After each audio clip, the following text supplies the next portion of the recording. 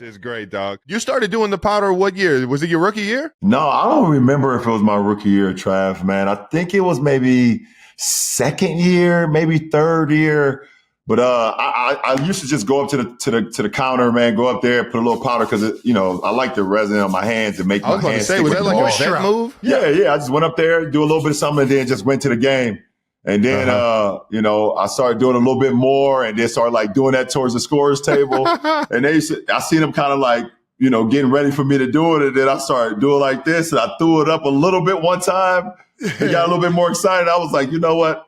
Fuck it. I'm just going to have it. 1 year. Yeah. The only time I've like really taken it like super duper serious, I think it was 2011 when we had the NBA lockout. And, and I didn't know like when we were going to make the deal with the owners and get our league back going. So I actually thought about it a little bit back then. I was still young enough, to get out there with y'all. But, that's the only time I've actually seriously considered it. I've had serious dreams about this shit all the time. All the time. And you know what? You already know. And my dream never actually, the ball is never kicked off. It's like me in the warm-ups.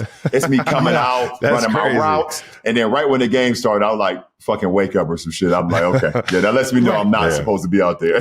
There you go. By the way, the Cavs look amazing right now as well. They got another opportunity. Yeah, I hope they keep it going. They got an opportunity to do something special. So, I'm glad I was able to put on first, set the trend, and hopefully we keep it going. Go Cavs. There you What career achievement means the most to you besides the titles? We already talked about titles. Yeah. Like this type of stuff. Like, which one is the biggest deal to you? I think besides the titles, obviously the titles rank right up there. There's something that when you get into it, that's all you play for. When you're able to get with a franchise and y'all all believe in the same thing. Yeah, we are competing for championships in every year without a question. And when you're able to accomplish that, it's like that's exactly what the hard work and dedication for.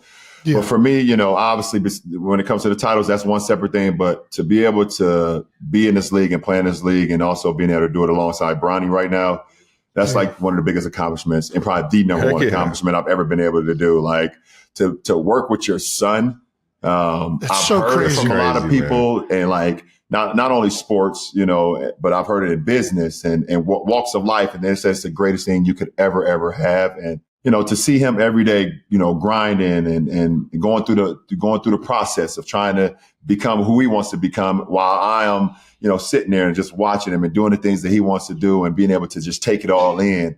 It helps me get some of the minutes and hours and years back that I did not have with them because I was playing so much and on the road and doing my own thing. So and traveling. Exactly. So to be able to get some of this time back now, man, it's pretty special. He's handled the and I didn't have to deal, we go back to the social media. I didn't have to deal with the social media trolls either growing up. Oh, that's interesting. And I didn't have to deal with my father being this fucking guy that's on the pedestal. I have to deal with that. Bronny has to deal with all of that. And if you ever meet Bronny, then you'll realize you'll be like, I'm such an idiot to look down on him or not want him to do great. He is the most chill, easy, fun kid in the world. He goes to work. He goes home. He takes care of his body. He plays his video games. He reads a little bit. And then he comes back and does the same thing. And he's like the best big brother that his little brother and little sister could ever have. So, but he's dealing with all that too. So, but that's going to make him, I think it's going to make him be even greater because having to deal with all of the things that he's dealing with and still being able to come back from a life-threatening situation and still have that motivation, still have the motivation. He didn't have to. Bronny doesn't have to play basketball at all. Right. It's not like he needs the money. He can do whatever he wants to do. Like if he wants to be the CEO of my company, he could be that. I'll give that to start teaching him right now to be that if he wants to. But he's like, this is my career. This is my goals and this is my aspirations. And I want to play ball. This is something that I love. And I love that kid. He's awesome. He's awesome. Can't wait to see him. Ask him. There's a story about you playing in an infamous pickup game with Michael Jordan when you were 16 years old. What was it like? Is that true? Like, can you tell us how you played? Yeah. So when I finally was able to get on the court, first of all, MJ Antoine Walker and the rest of those guys did not let young guys get on the court at all. And I was 16 years old. I was sophomore in high school. And it takes a while to get on the court. It's usually when the older guys, they get tired and they don't want to play no more. They like whatever. But I did. And I was able to get on the court alongside. I was on the court with Michael Jordan, Antoine Walker, Penny Hardaway, Legend, Artest, Michael Finley, all these guys. Who guarded you?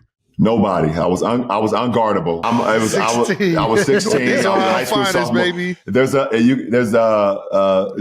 16 the baby fro? Yep, that was the baby fro. Yeah. I was in Chicago at MJ's court. It was called Hoops. There's a clip out right now of actually Metta World Peace talking about that moment as well. Like, I gotta check it out. When I finally got out there, I was like, I'm busting ass, man. I was nervous. I was nervous as hell, being out there with MJ and the rest of those guys. But I'm like, are you kidding me? I was like, I'm about to go crazy, and I did. I did, man. That's awesome, man. Vincent St. Mary. I think I seen you wear the old Iversons. Was it always Nike? Trav, no, it was not. It was not always Nike. It was Nike when I was a young kid, when I was a young lad. Obviously, you know, I've been in love with Michael Jordan my whole life. So come on now. You know. I saw him, Penny Hardaway, Ken Griffey Jr., Bo Jackson. Yeah. I watched all these unbelievable sports figures. So as a kid growing up, it was Nike. Once I got into the AAU program, started playing basketball, Adidas took us over, and it became Adidas. It was Adidas like from 7th, 8th grade to pretty much my junior, senior year. They sponsored us every year. We played in all the Adidas tournaments.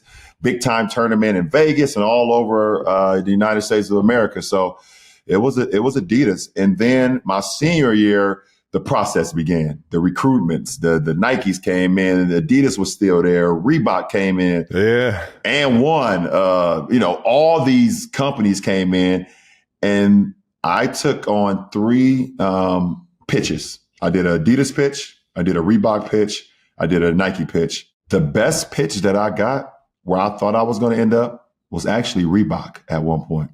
Reebok. I went to their meeting. And I sat down across from their CEO and the guys that was running basketball.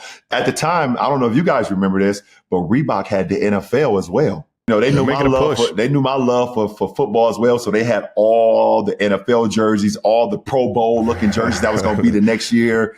And nice. I'm sitting across from the table. I'm a senior in high school. I'm going back to class the next day. They flew me in. I'm going back to St. Vincent St. Mary the next day, my senior year.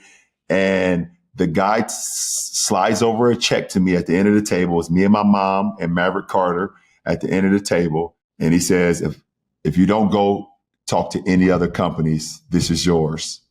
And I look at it.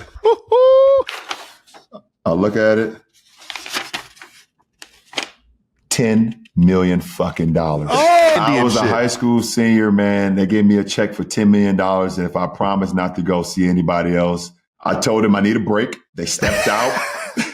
I need to fucking break. I can't believe that. Right.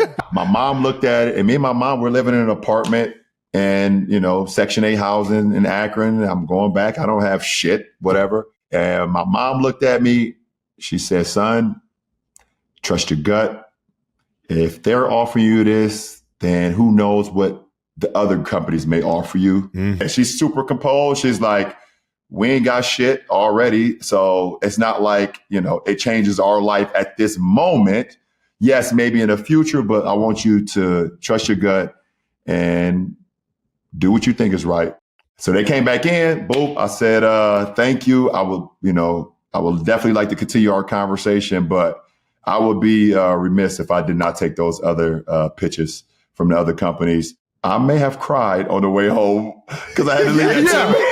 You're questioning, man, I hope I just made the right decision. I was like, I could have bought the building that me and my mom was living in with that goddamn money. What? Easily.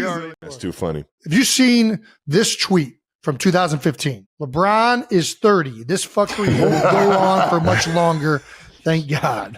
By the way, yes, I saw that tweet throughout all of my 30s.